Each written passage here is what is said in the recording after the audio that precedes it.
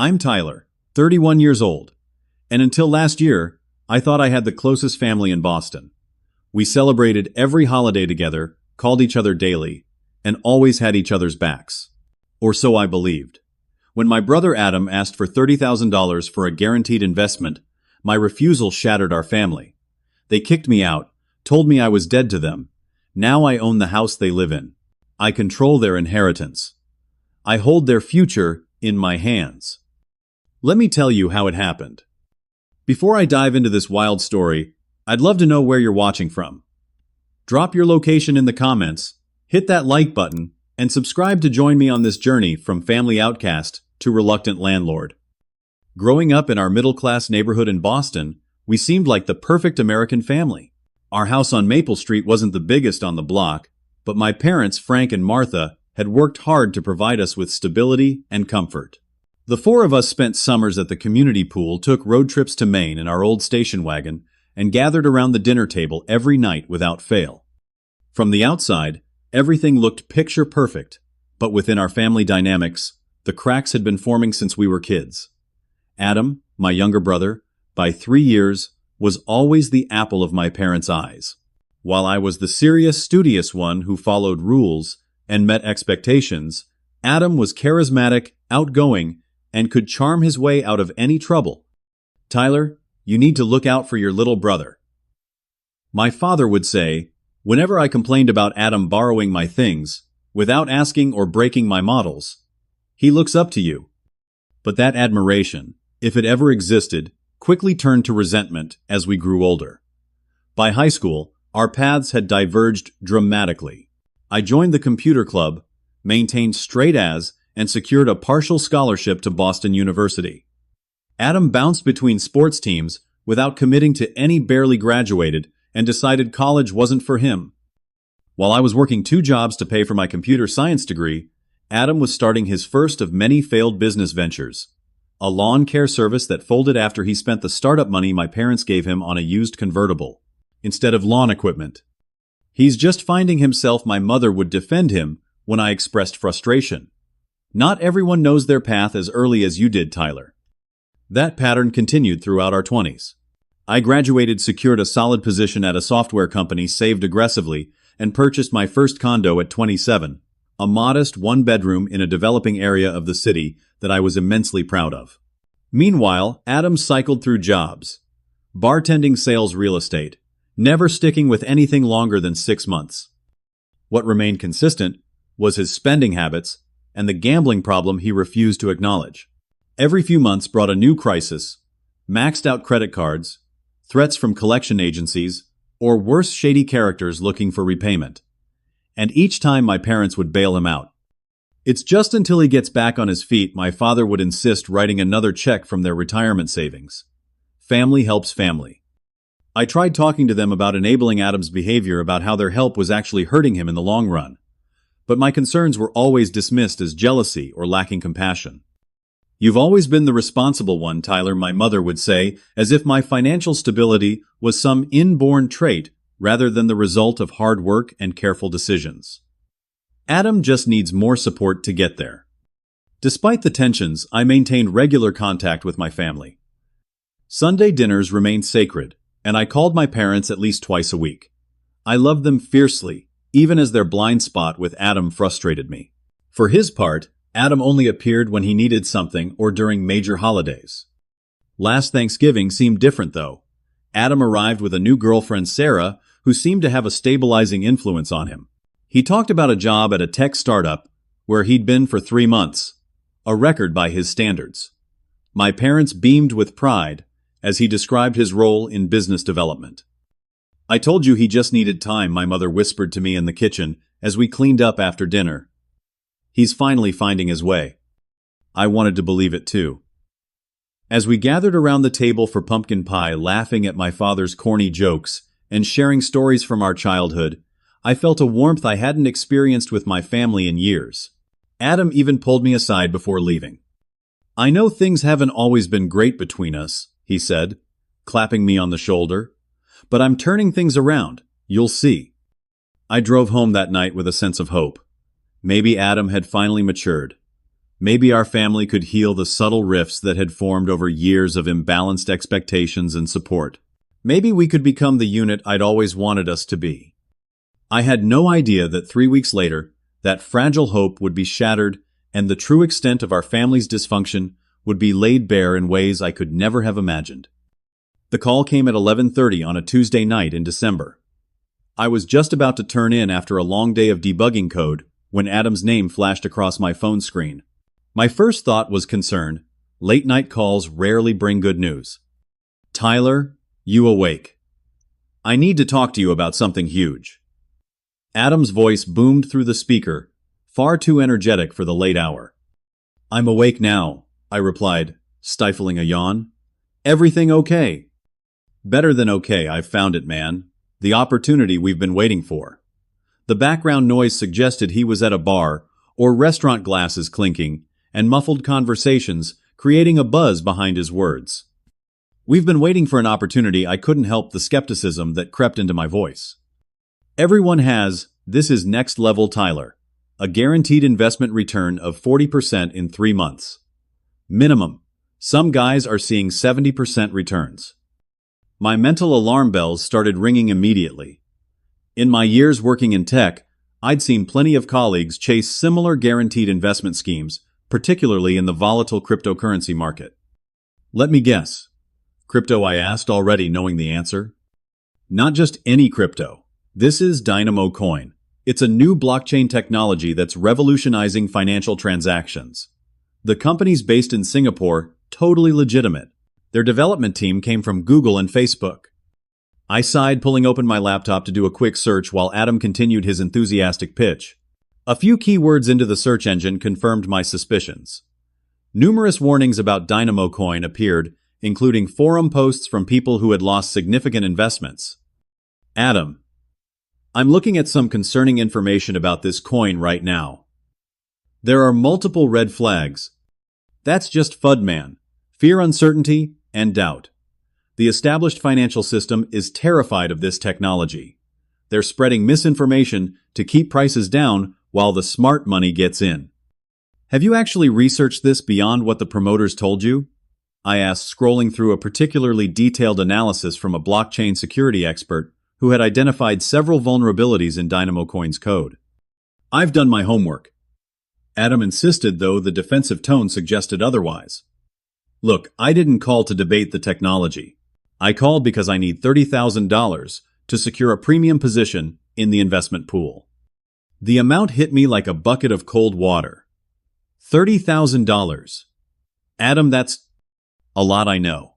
But the minimum buy-in for the top-tier returns is $50,000. Mom and Dad already put in $20,000. With your 30, we can get the family position and all share in the profits." My heart sank. "Mom and Dad gave you $20,000. Where did they get that kind of money?" A slight hesitation on the line told me everything I needed to know before Adam even answered. "They took out a second mortgage on the house. But it's temporary. In 3 months, they'll be able to pay it back, plus have plenty left over." I felt physically ill.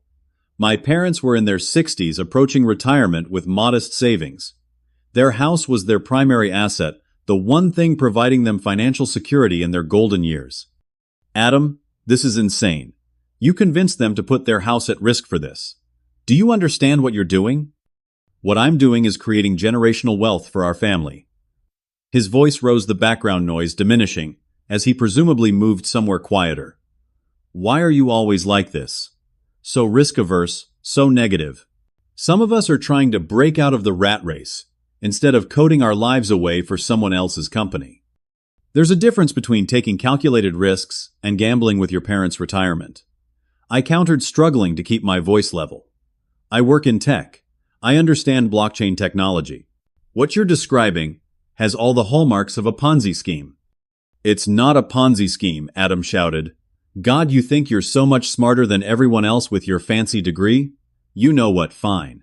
I thought I'd give my brother first opportunity to get in on this, but clearly you're too blind to see it." I took a deep breath, trying a different approach. "Adam, listen. If this is legitimate, it'll still be around in 6 months. Let me do some proper due diligence. If it checks out, I'll consider investing. But right now I'm begging you, please tell Mom and Dad to cancel that second mortgage before it's too late. It would be too late in 6 months. The entry price will be 10 times higher by then. This is a ground floor opportunity. His tone shifted, becoming wheedling. Come on, Tyler. You've got the money. I know you do. You've always been so good at saving. My savings aren't for gambling on unproven cryptocurrencies, I said firmly. And they're definitely not for enabling you to drag our parents into financial ruin. A long silence followed. Then Adam's voice returned cold and hard. You've always been jealous of me, haven't you? Of the relationship I have with Mom and Dad. This is just another way for you to feel superior. That's ridiculous. No. What's ridiculous is how selfish you're being right now. Family helps family, Tyler. Dad always says that. Guess you missed that lesson. Don't you dare lecture me about family responsibility, I said, anger finally breaking through my calm facade. I've watched you take advantage of them for years, and I've kept my mouth shut. But this crosses a line. You know what? Forget it. I don't need your money, Adam spat. But don't think Mom and Dad won't hear about this. About how their precious, responsible son refused to help when we had a chance to secure their retirement. Adam, save it. You've made your position clear. So have I. The bitterness in his voice was palpable. Don't be surprised when the family you claim to care so much about sees you for who you really are. The call ended abruptly, leaving me staring at my phone in disbelief. My hands were shaking as I set it down. Part of me wanted to call my parents immediately to warn them to make them understand the danger Adam was putting them in. But it was almost midnight, and this wasn't a conversation to have when they were half asleep. First thing tomorrow, I promised myself setting an alarm for early morning. I'd go to their house before work, talk to them face to face. They would listen to reason. They had to. Despite our differences, they knew I only wanted what was best for them. As I finally lay down to sleep, a knot of anxiety tightened in my stomach. Adam's parting words echoed in my mind. I told myself he was just angry, that he couldn't possibly turn my parents against me over this. I was wrong. The text message came at 7:30 the next morning as I was getting ready to drive to my parents' house. It was from my mother family meeting at our house. 6 p.m. tonight. Important we all talk. I called immediately, but the call went to voicemail. I tried my father next with the same result. Adam, unsurprisingly, didn't answer either. The knot in my stomach tightened further, but I had no choice but to continue with my workday and wait for the evening meeting. Throughout the day, I struggled to focus on my coding assignments. My mind kept replaying the conversation with Adam, imagining scenarios for the upcoming family discussion. In my most optimistic thoughts, my parents had reconsidered the second mortgage and wanted to discuss alternative ways to help Adam without risking their home. In my most pessimistic ones, they were fully committed to Adam's scheme and wanted to pressure me into contributing. By the time I pulled into my parents' driveway that evening, my hands were clammy on the steering wheel.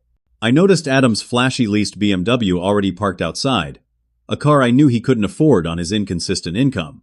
Taking a deep breath, I walked up the familiar front path to the house I'd grown up in a modest colonial that had always represented security and comfort until now. The atmosphere inside hit me immediately. My parents sat stiffly on the living room sofa, faces drawn and serious. Adam stood by the fireplace, arms crossed, a victorious gleam in his eyes that sent ice through my veins. No one rose to greet me with the usual hugs.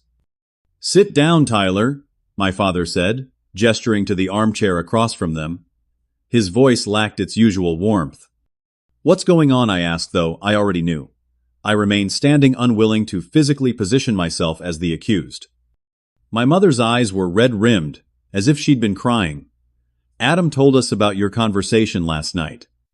"I imagine he did," I replied, looking directly at my brother. "Did he tell you that I researched this investment he's pushing and found multiple warnings about it being a potential scam?" "He told us you refused to help the family," my father cut in. "That you called his business opportunity a scam without even properly looking into it." "I did look into it, Dad. That's why I'm concerned. Dynamo Coin has all the red flags of a fraudulent operation, and I'm especially concerned that you've put a second mortgage on this house for it." My mother flinched slightly, and I saw uncertainty flash across her face. For a moment, I thought I might be getting through to her.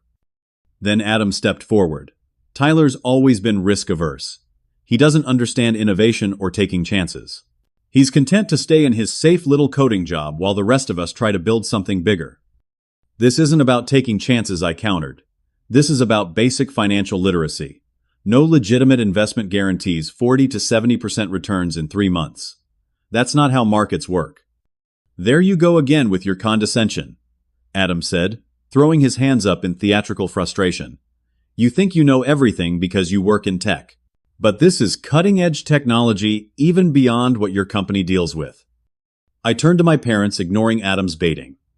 Mom, Dad, please listen to me. I'm worried about you.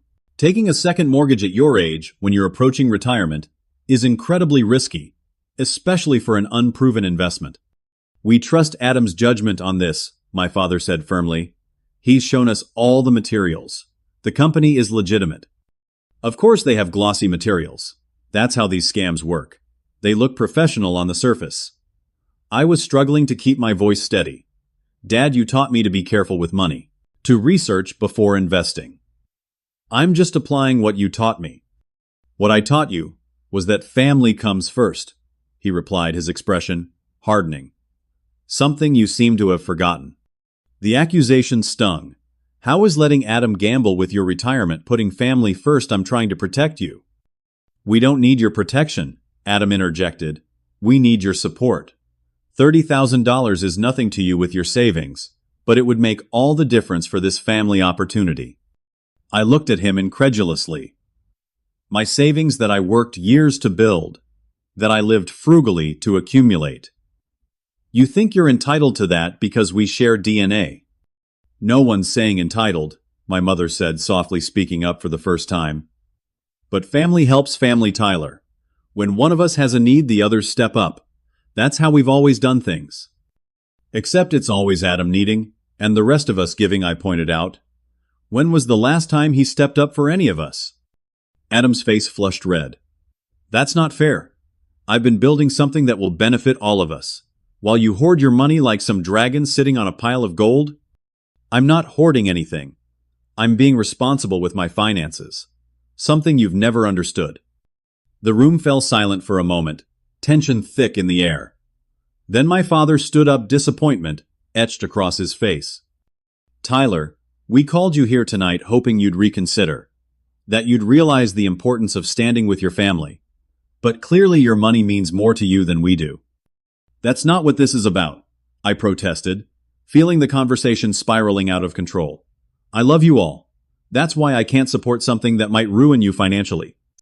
The only thing ruining us is your selfishness, Adam said coldly. You've always thought you were better than me, always looked down on me because I don't fit into your narrow definition of success. That's not true, I began, but my mother cut me off. Tyler, please. Tears welled in her eyes. Just this once. Can't you trust your brother? Trust us. We're not asking for a gift. When the returns come in, you'll get your money back with interest.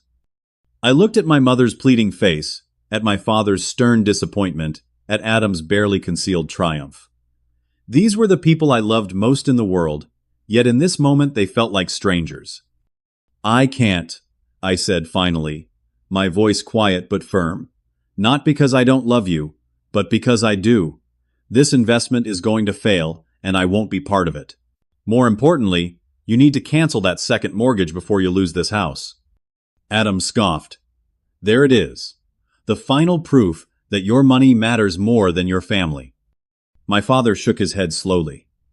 I never thought I'd say this to one of my sons, but I'm deeply ashamed of you right now, Tyler. The words hit like physical blows. I stood frozen, unable to believe what I was hearing. If that's your final decision, my father continued, then I think it's best if you leave. And until you're ready to apologize and make this right, don't come back. Dad, you can't be serious, I whispered, looking desperately between my parents. Mom! My mother wouldn't meet my eyes, her hands twisting in her lap. Her silence was answer enough. Adam stepped toward the door, opening it wide in a clear dismissal. You heard him. Get out. In a daze, I walked toward the door, pausing at the threshold to look back at my family. When this falls apart, and it will, I'll still be here for you. I hope you remember that. No one responded. The last thing I saw before the door closed behind me was Adam's satisfied smirk and my parents' averted gazes. As I stumbled to my car, the weight of what had just happened crashed over me. My family had chosen Adam's promises over my warnings. They had kicked me out of their lives over money. I sat in my car for nearly 20 minutes, unable to drive as tears blurred my vision. Eventually, I started the engine and pulled away from the house I'd grown up in, the only real home I'd ever known. I had no way of knowing then that the next time I returned, everything would be different, that I would be different. The first week, after being exiled from my family, I existed in a state of numb disbelief. I went through the motions at work, my body physically present, while my mind replayed the family meeting on an endless loop.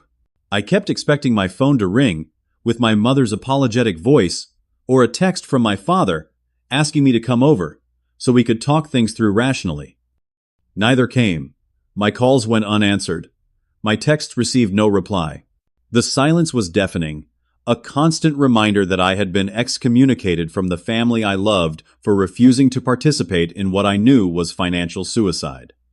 By the second week, disbelief gave way to a hollow ache that settled in my chest and refused to leave.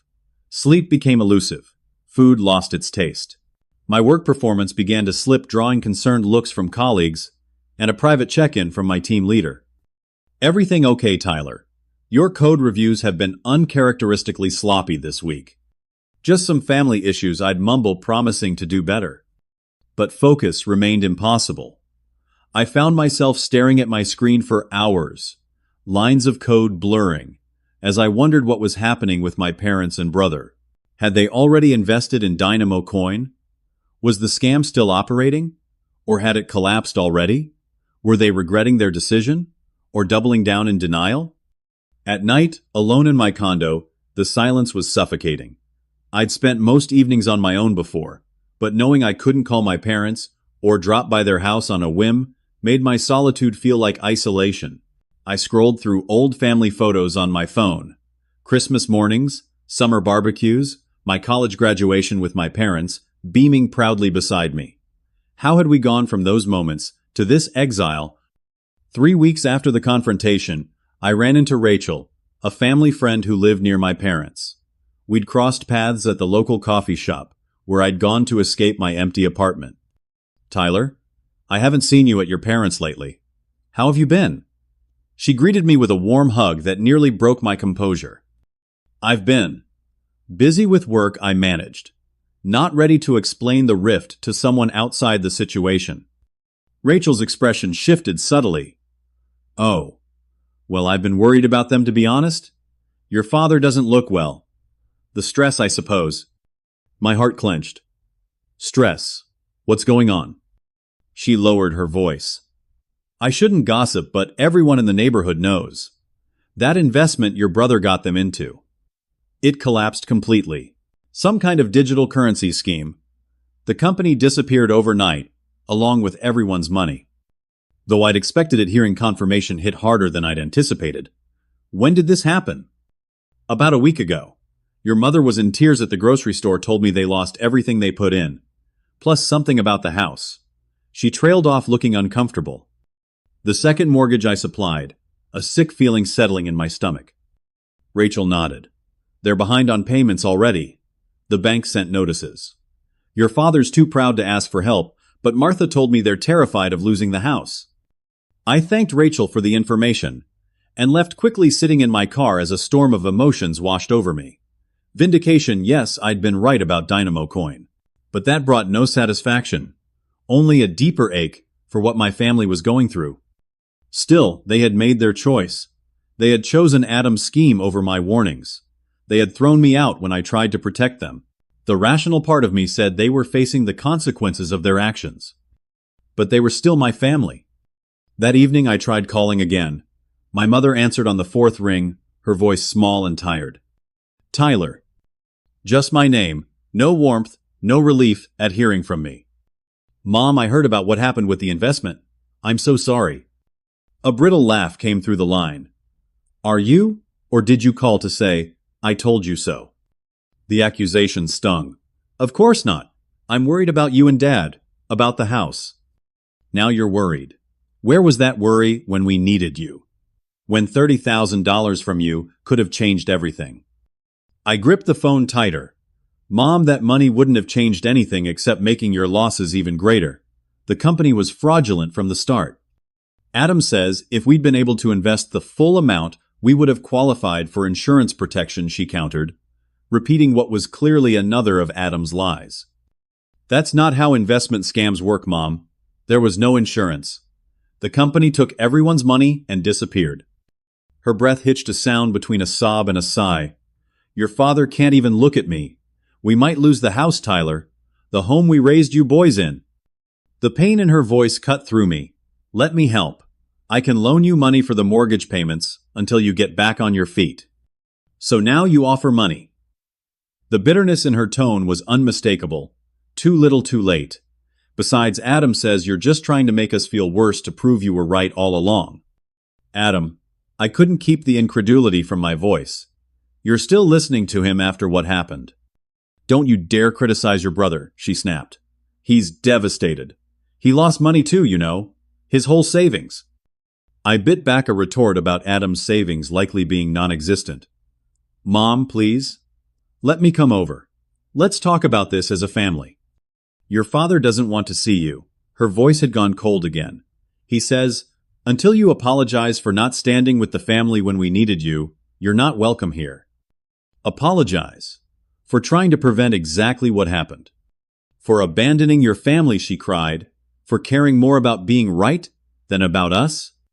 The conversation devolved from there, ending with my mother hanging up on me after declaring that I was no different from Adam, that we had both failed the family in our own ways. The weeks that followed brought more disturbing news through the neighborhood grapevine. My parents had started selling possessions to make mortgage payments. My father was taking on extra consulting work despite his heart condition. Adam had moved back home supposedly to help out, though I doubted he was contributing financially. Then came the most surreal development of all. Through a series of unfortunate events involving a water leak in my building, an incompetent contractor, and toxic mold, I found myself temporarily displaced from my condo. The remediation work would take at least 6 weeks, and my insurance company was dragging its feet on covering temporary housing costs. Friends offered couches and spare rooms, but most lived in cramped apartments with roommates. I spent a week bouncing between different accommodations, trying not to overstay my welcome anywhere. For several nights, I slept in my car in the company parking garage, showering at the gym before work. One particularly miserable night as rain hammered against my car windows, and I tried to find a comfortable position across the back seat, the irony of my situation hit me. I was effectively homeless, unable to turn to my family for help, all because I'd refused to give $30,000 to my brother's scam. I laughed, until tears came the sound hollow in the confined space of my car. Here I was, the responsible one, the successful one, reduced to sleeping in a vehicle, while Adam was comfortably ensconced in our parents' house, undoubtedly being consoled and supported, despite having led them to financial ruin. As I finally drifted into an uncomfortable sleep, something shifted inside me.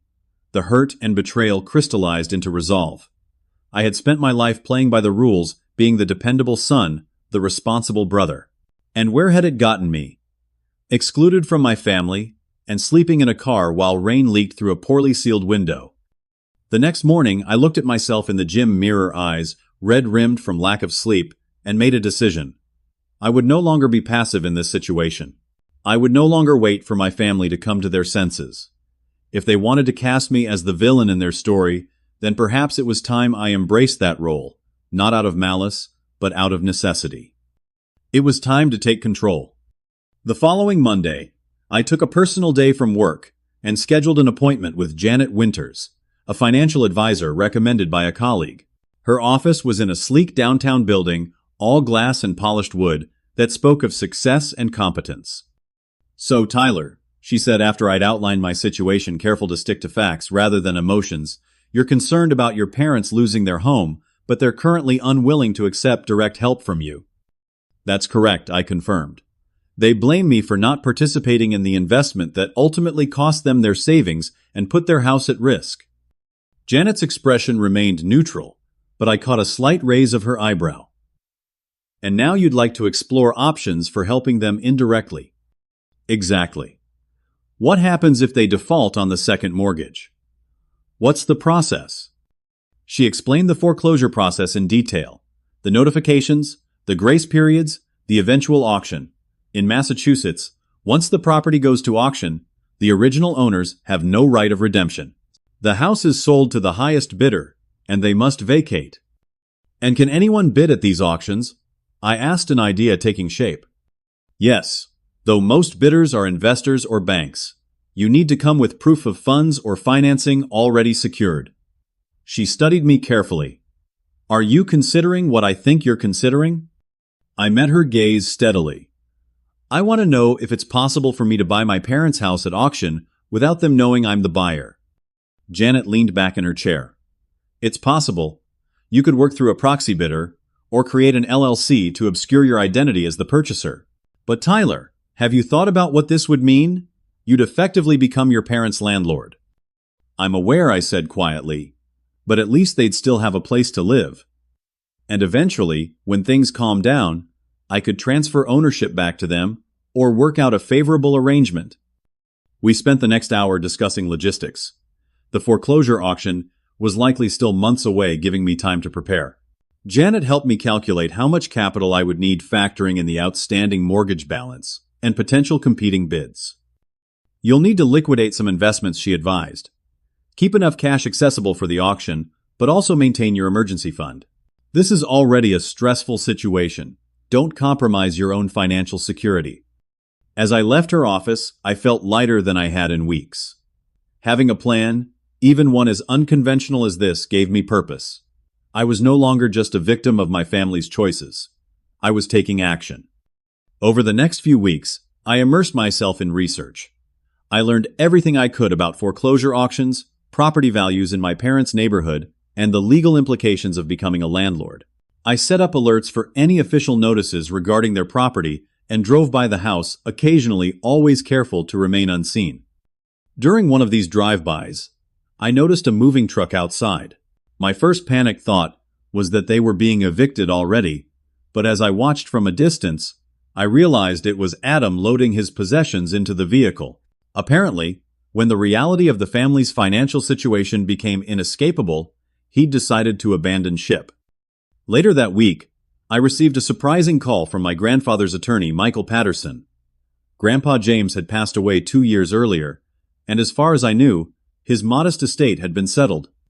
Tyler, some new information has come to light regarding your grandfather's estate, Patterson explained. He had a separate investment account that wasn't included in the original probate because it was structured as a trust. I don't understand, I said. Why are you contacting me about this now? The trust had specific conditions for distribution. The primary condition was that the beneficiary must demonstrate financial responsibility. Your grandfather was quite explicit about this. He didn't want his hard-earned money going to anyone who would squander it. A chill ran down my spine. And the beneficiary is. Originally, all three of you, your brother, and your father, were named as potential beneficiaries. However, given recent events that have come to our attention regarding your brother and father's financial decisions, you are now the only qualifying beneficiary under the terms of the trust. The amount in the trust wasn't enormous, just under $200,000, but it was substantial enough to change my plans significantly. With this additional capital, I could not only purchase my parents' house at auction, but also have funds left over to address any needed repairs or to help them with other expenses if necessary. Your grandfather was a prudent man, Patterson continued. He believed strongly in financial responsibility. He would approve of how you've conducted yourself. After ending the call, I sat in silence processing this unexpected development. It felt like Grandpa James was reaching out from beyond the grave, validating my choices and providing me with the means to help my family despite themselves. The foreclosure process moved forward with grim inevitability. Through my monitoring, I learned that my parents had missed 4 mortgage payments and received a notice of default. 2 months later, a foreclosure auction was scheduled.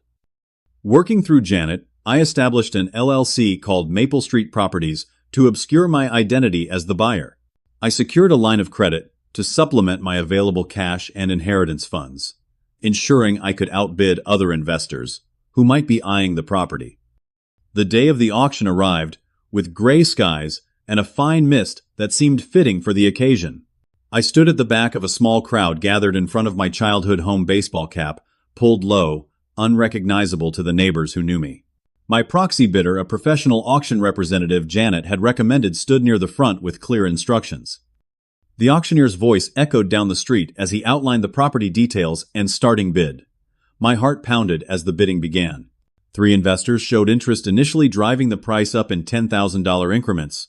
My proxy remained silent until the bidding slowed, then entered with a confident bid that exceeded the highest offer by $20,000.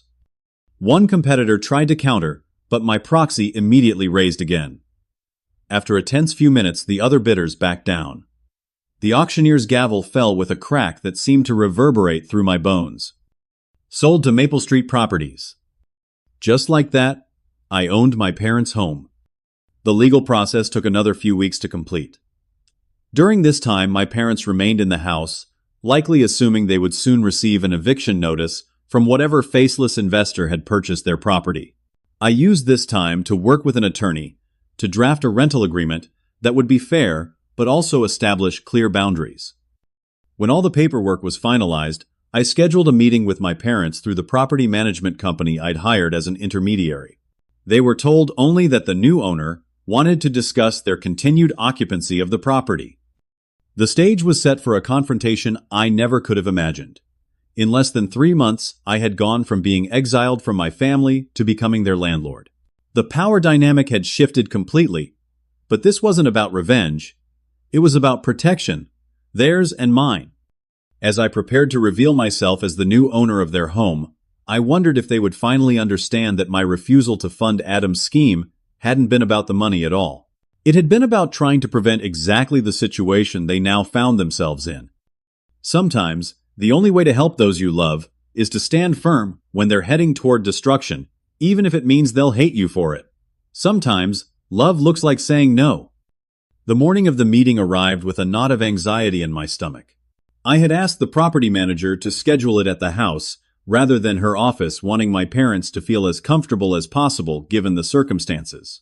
I also requested that she begin the meeting alone, explaining that I would arrive shortly after to introduce myself as the owner. As I parked down the street and walked toward my childhood home, memories flooded back with each step. Birthday parties on the front lawn, learning to ride a bike on this sidewalk, helping my father paint the shutters the summer before college. The house represented not just a financial asset, but the physical embodiment of our family history. Through the living room window, I could see 3 figures seated: my parents and the property manager, Lisa Chen. Taking a deep breath, I knocked on the door I'd walked through thousands of times before. Lisa answered, giving me a reassuring nod before stepping aside. Mr. and Mrs. Harrison, the owner of the property, has arrived. I stepped into the living room to see my parents' expressions transform from polite attention to shock. My mother's hand flew to her mouth. My father half rose from his seat, his face flushing red. "Tyler, what are you doing here?" he demanded, looking between me and Lisa in confusion. Mr. Harrison, Lisa began professionally as I was explaining. "Maple Street Properties has purchased your home at the foreclosure auction. Mr. Tyler Harrison is the sole owner of that company." The silence that followed was deafening. My mother stared at me as if I were a ghost. My father slowly sank back into his chair, the color draining from his face. "You," he finally managed. "You bought our house." I moved further into the room but remained standing. Yes. When I learned it was going to auction, I created an LLC and made sure I had the winning bid. Why? My mother's voice was barely audible. To humiliate us. To make us homeless after everything else we've lost. The accusation stung, but I'd anticipated it. No, Mom. To make sure you still have a place to live. To protect the house from investors who would have evicted you immediately or raised the rent to unaffordable levels. My father's expression hardened into familiar lines of disapproval. So instead, our own son will evict us. Is that supposed to be better? "I'm not going to evict you," I said firmly. "I'm offering you a formal rental agreement. The terms are fair below market rate, actually with provisions for gradual increases, only if necessary for maintenance costs. I nodded to Lisa, who placed a document folder on the coffee table between us. Neither of my parents reached for it. So, we're to be your tenants now. My father's voice was thick with humiliation. Beholden to you for a roof over our heads. You're to be responsible occupants of a property I legally own. I countered, trying to keep emotion from my voice, which is better than being homeless or at the mercy of a stranger who doesn't care about your history with this house. My mother wiped at tears that had begun to fall. I don't understand. How could you afford to buy the house? And why would you, after how we treated you? It was the first acknowledgement from either of them that their behavior might have been wrong, a small crack in the wall of justification they'd built. I liquidated some investments, I explained, and Grandpa James's trust finally matured. It turns out he had specific provisions about financial responsibility that made me the sole beneficiary. My father's face contorted at this news. James left everything to you. Nothing for me, his own son. The trust was conditional, I said simply. And after what happened with the Dynamo Coin investment, you didn't meet those conditions. The mention of Dynamo Coin caused both my parents to flinch. My father's gaze dropped to his hands, and for the first time I saw the full weight of shame and regret on his shoulders. Where's Adam? I asked, noticing his absence. My mother's expression hardened. He left when the money ran out, said he had connections in California who could help him start over. We haven't heard from him in weeks. Exactly as I'd suspected. When the consequences of his actions became real, Adam had abandoned the very parents who had sacrificed everything for him. I'm sorry, I said, and I meant it. My father looked up sharply. Are you? You were right all along. Isn't that what you wanted to hear? The great Tyler, always right, always responsible, while the rest of us are fools who deserved what we got. No, Dad, that's not what I wanted at all. I finally sat down across from them. I wanted my family to be safe and secure. I wanted Adam to stop exploiting your love for him. I wanted you to see that I wasn't refusing to help out of selfishness, but out of genuine concern. Fat lot of good. Your concern did us, he muttered, but the fire had gone out of his words. Lisa cleared her throat gently. Perhaps I should give you some privacy to discuss the rental agreement. The terms are quite straightforward, but Mr. Mason, Harrison has indicated there's room for negotiation on certain points. After she excused herself to wait outside, an uncomfortable silence fell over the room. My mother finally reached for the folder, opening it with trembling hands. You're only charging $1,200 a month, she asked, surprised by the figure well below market rate for the neighborhood. To start with, I confirmed, with the option to convert some of the rent to equity in the future if you're interested in eventually buying the house back. My father's head snapped up, buying it back. That's my long-term hope, yes. That once you're back on your feet financially, you can reclaim ownership. This isn't about taking your home away, it's about making sure you don't lose it completely. Something shifted in my father's expression, a softening around the eyes, a slight release of the tension in his jaw. Not forgiveness, not yet, but perhaps the beginning of understanding. And what about Adam, my mother asked. If he comes back, would he be allowed to live here too? The question revealed how deeply they still held on to hope for my brother despite everything. It broke my heart a little, but I had to be firm. No, I said gently. Adam would not be permitted to live here. That's non-negotiable. He's proven repeatedly that he can't be trusted, and I won't subsidize his lifestyle or enable his manipulation anymore. My mother began to protest, but my father placed his hand over hers. He's right, Martha. Adam has made his choices. We can't keep sacrificing ourselves, or now imposing, on Tyler's generosity to shield him from consequences. It was the first time I'd ever heard my father acknowledge Adam's responsibility for his own actions. A small victory, but significant. This feels wrong, my mother said quietly. Being tenants in our own home. It's not ideal for any of us, I agreed. But it's the best solution I could find to a situation none of us wanted. The alternative was you losing this house completely. My father nodded slowly, a reluctant concession. So what happens now? You review the rental agreement. Make any notes or requests for changes. Lisa will be your point of contact for maintenance issues or questions about the property. I hesitated, then added, as for our personal relationship, that's up to you. I'm still your son, if you want me to be. My mother's eyes filled with fresh tears. Of course we want that. We've always wanted that. We just got so caught up in Adam's crisis du jour, I finished for her. I know. It's been the pattern our whole lives. We should have listened to you, my father admitted, the words clearly difficult for him. About the investment, about Adam, about all of it. It wasn't quite an apology, but coming from my proud father, it was close enough for now. The agreement includes a clause that you'll attend financial counseling. I pointed out, directing their attention back to the document. It's not punitive, it's protective. For all of us. They exchanged glances. Decades of marriage, allowing them to communicate silently. We'll sign, my father finally said, and we'll abide by the terms, including the financial counseling and the prohibition against Adam living here. The meeting concluded with signatures and handshakes that felt oddly formal between family members. As Lisa prepared to leave, my mother hesitantly asked if I would stay for a cup of coffee. It was a small olive branch, but one I was ready to accept. That afternoon marked the beginning of a new chapter for our family. The power dynamics had shifted dramatically. I was now technically their landlord, but more importantly, the patterns of enabling and denial that had dominated our relationships for decades had been disrupted. Adam called a week later, when word reached him that I now owned our parents' house. His voice alternated between charm and indignation as he tried to convince me to let him move back in to help take care of Mom and Dad. When I refused, his true colors showed through. You've always been jealous of me, he spat. Now you're punishing them to get back at me. No, Adam, I'm protecting them from you, I replied calmly, and from themselves when it comes to you. That cycle is broken now. He hung up with a stream of profanities. I knew it wouldn't be the last I heard from him, but for the first time I felt equipped to stand firm against his manipulation. As for my parents, our relationship entered a period of cautious rebuilding. The rental arrangement created clear boundaries that had never existed before.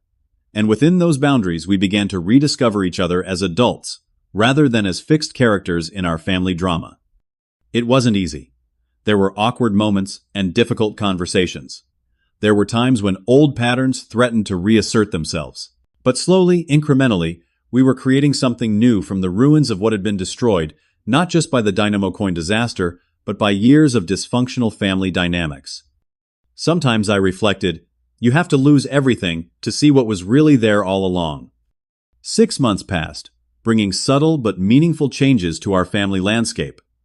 The seasons shifted from winter to spring, mirroring the gradual thaw in my relationship with my parents. What had begun as a formal landlord-tenant arrangement slowly evolved into something more nuanced, not quite the unconditional closeness we'd once had, but a more mature boundaries, respecting connection that in many ways felt healthier than before. My father was the first to embrace the financial counseling requirement in our agreement, approaching it with the same determination he'd once applied to his engineering career. He discovered a natural aptitude for budgeting and planning that had previously been overshadowed by his emotional responses to Adam's constant crises. The counselor says we could be completely debt-free in 3 years. If we stick to this plan, he told me one Sunday afternoon as we worked together to repair the back deck, a project that had become our unspoken way of rebuilding not just the house, but our relationship. Might even be able to start rebuilding our retirement fund after that. That's great, Dad, I replied, genuinely pleased by his enthusiasm. Compound interest works wonders when you give it time. He nodded, hammering a nail with perhaps more force than necessary. I should have understood that decades ago. Should have taught it to both you boys properly. You taught me plenty, I assured him. Some lessons just take longer to sink in for different people. We both knew I was referring to Adam, whose shadow still loomed over our family despite his physical absence. He had called occasionally in the months since moving to California, usually when he needed money or was between housing situations. My parents still struggled with saying no to him, but the financial counseling was helping them recognize the difference between genuine support and enabling destructive patterns. My mother's journey was quieter, but no less significant. After decades of being the emotional shock absorber between my father and Adam, she was gradually reclaiming her own identity. She had joined a community garden, reconnected with old friends, and even started taking classes at the local community college. I never thought I'd be a student again. At 62, she confessed to me over coffee one morning. But there's something liberating about learning just for the joy of it, not because I'm trying to solve someone else's problems. The subtle dig at her years spent researching solutions to Adam's various predicaments wasn't lost on me, but I chose not to comment on it. My mother was finding her own way toward acknowledgement and healing. As for Adam, his path took a more dramatic turn. After bouncing between friends' couches and short-term rentals in Los Angeles, he hit rock bottom when he was arrested for attempting to cash a fraudulent check. The charge was serious enough to serve as a wake-up call, but not so severe that it couldn't be addressed with proper intervention. When my parents received his call from jail, they immediately wanted to liquidate their small remaining savings to bail him out and hire an attorney. It was the first major test of our new family dynamic. Before you make any decisions, I said carefully when they called me for advice, let's talk about what would actually help Adam in the long run versus what would just continue the cycle. To my surprise, they were receptive. Together we researched addiction recovery programs that included legal support components. I agreed to pay for an initial consultation with an attorney who specialized in diversion programs for first-time offenders, but with the condition that Adam would need to commit to treatment. He needs to hit his bottom, the addiction counselor we spoke with explained. Sometimes the most loving thing you can do is let natural consequences happen. When Adam called again, expecting immediate rescue, my father took the lead in setting boundaries, something I'd never witnessed before. "We love you, son," he said firmly, "but we won't be posting bail or paying for an attorney unless you agree to enter the recovery program Tyler found for you. This is non-negotiable." Adam's reaction was predictable. Anger, accusations, emotional manipulation. But for the first time, my parents stood firm. 3 days later, Adam called back, his voice subdued, and agreed to the terms. The program required a 90-day inpatient stay, followed by outpatient treatment and regular Gamblers Anonymous meetings.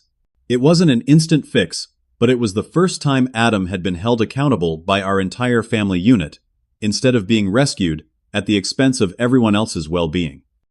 As Thanksgiving approached 1 year since the fateful family dinner when I'd foolishly believed things were improving with Adam, my mother tentatively suggested we celebrate together at the house. "It won't be like before," she acknowledged. "But maybe that's not a bad thing." I agreed with one condition, that we focus on gratitude for what we had, rather than regret for what we'd lost. She embraced the idea wholeheartedly, even suggesting we each share something we'd learned during the difficult year. The day arrived with clear skies and crisp air. I parked in the driveway of the house I now owned, but still thought of as my parents' home. Inside, the familiar sense of roasting turkey and my mother's signature apple pie created an immediate sense of nostalgia, but the atmosphere was noticeably different from previous gatherings. There was a calmness, an absence of the underlying tension that had always accompanied family events when Adam's unpredictable behavior threatened to disrupt the peace. My father greeted me with a firm handshake that turned into an awkward but sincere hug. "Good to have you here, son. Not as landlord, but as family." "Never wanted to be anything else, Dad," I replied honestly. My mother embraced me warmly, whispering, "Thank you for not giving up on us," before turning back to her cooking with suspiciously bright eyes. To everyone's surprise, Adam had called that morning to wish us a happy Thanksgiving from the recovery center. He wasn't allowed visitors yet, but the brief conversation had been the most lucid and genuine interaction we'd had with him in years. He actually asked how we were doing. My mother marveled as we sat down to dinner. Not once did he ask for anything. Small steps, my father cautioned, but I could see the hope in his eyes. As we ate, the conversation flowed more easily than I'd anticipated. We still navigated around certain sensitive topics, but there was also a new honesty between us. When it came time for our planned gratitude sharing, my father went first. "I'm grateful for second chances," he said, his voice gruff with emotion, "for the opportunity to rebuild what I nearly destroyed through pride and poor judgment. and for a son who was willing to save us from ourselves even when we couldn't see what he was trying to do. My mother wiped away tears before offering her own reflection. I'm grateful for new beginnings, for learning that it's never too late to change patterns that don't serve us, and for discovering that sometimes the strongest form of love is saying no when everything in you wants to say yes. When my turn came, I took a moment to gather my thoughts. I'm grateful for resilience, for discovering that family bonds can bend without breaking completely, and for the lesson that sometimes losing everything material can help you find what truly matters. As we finished our meal, my father brought out a folder I recognized as the rental agreement. "We've been talking," he said, glancing at my mother for confirmation. "We'd like to discuss converting more of our monthly payment to equity, as you suggested might be possible. We want to work toward owning the house again someday. We understand it might take years," my mother added quickly. "But having that goal gives us something to work toward together." I smiled, feeling a weight I hadn't fully acknowledged lift from my shoulders. "I think that can be arranged. In fact, I've already asked my attorney to draw up some options." Later, as we shared pie and coffee in the living room, I looked around at the house that had been the center of so much conflict and pain over the past year. The same walls that had witnessed our family's fracturing were now containing its careful reconstruction. Not a restoration to what had been that was impossible, and perhaps undesirable, but the creation of something new and potentially stronger. I had gone from being the exiled son to the landlord to something I couldn't quite define yet, a combination of family member, financial guardian, and cautious ally in recovery. My parents had transformed from enablers, blinded by misguided love, to people actively working on their own patterns and boundaries. Even Adam, from his limited contact, seemed to be taking the first tentative steps toward genuine change. None of us was the same person we'd been when this journey began. The painful lessons had carved new facets into our characters, revealing strengths and vulnerabilities we hadn't known existed. The inheritance I'd received from my grandfather had provided the financial means to save the house. But the true inheritance, the values of responsibility, boundaries, and principled love, had been there all along, waiting for us to claim it. As I drove home that evening, I reflected on how differently things might have turned out if I'd given in to Adam's demand for $30,000 that fateful night. The money would have disappeared, along with everyone else's investment. My parents would still have lost their house. Adam would have continued his destructive patterns without consequence, and our family might have fractured beyond repair when the inevitable collapse came. Sometimes the most valuable gift you can give those you love is the courage to say no when saying yes would harm them, even if they hate you for it in the moment. Sometimes the hardest form of love is allowing natural consequences to occur when every instinct screams to prevent them. I had lost my family temporarily, but in doing so, I had ultimately helped save them from a far worse fate. And in the process, I had discovered my own strength and boundaries in ways I never could have otherwise. The journey wasn't over. Recovery, personal, financial, and relational, is never a straight line. There would be setbacks and new challenges ahead. But for the first time in many months, I felt genuine hope that we were moving in the right direction. What's your experience with family and financial boundaries? Have you ever had to make a difficult choice between what someone wanted and what they needed? Leave a comment below sharing your story. If this resonated with you, please hit the like button and subscribe for more real-life experiences. And remember, sometimes the most loving thing you can do is stand firm when it would be easier to give in. Thank you for listening, and may you find the courage to do what's right, even when it's hard.